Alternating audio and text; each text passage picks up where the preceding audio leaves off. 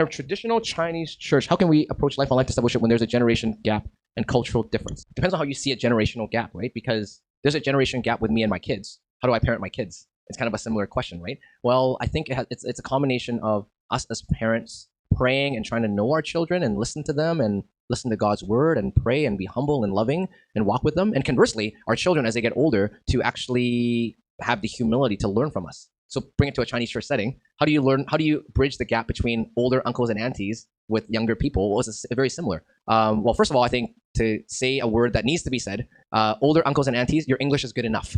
I have to say that, okay? Because that's usually, and for us as younger generation rather, I think that when we see uncles and aunties trying, like some of them are here, right? I know you probably don't do this, but just in case, never make fun of their English, right? Because then it can go both ways. How good is your Chinese? You know what I mean? It goes both ways. It's not helpful to kind of make fun of, it makes people self-conscious, right? But I think that it's just the amount about effort and intentionality on both sides. When uncles and aunties are intentional to connect with EM people, you're intentional to include them, and just start there.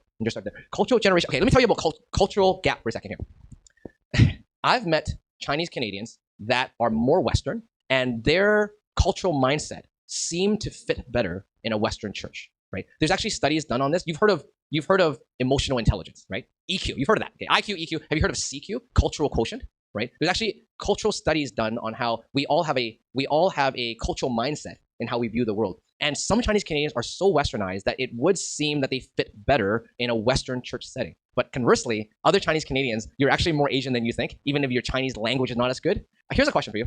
This is always a funny question. How many of your friends, I don't mean just church friends, all your friends by skin color are mostly Asian? Can you raise your hand? Like, I mean, they're not white, they're not Indian, they're not, you know what I mean? Like, they're mostly Asian. Like, it doesn't have to be Chinese. Like, Korean, Japanese, but they're Asian. You want to know why? Because that's who you are. You know what I mean? So the reason why I'm saying all that is because there is something within the older Chinese generation that is our heritage and part of us. It's part of you see. Now, it's there in full, right? Because they immigrate when they're older adults, or whenever your parents immigrated, it's there in full. By the time you're 25 years of age, your brain is basically generally developed in regards to brain studies. So that means that, like, if you immigrate age 25 onwards, you're not really changing your culture, ethnically speaking, ethnic culture. So your parents are that way, but you're that way, and there's a reason why some of you feel more comfortable in a Chinese church setting.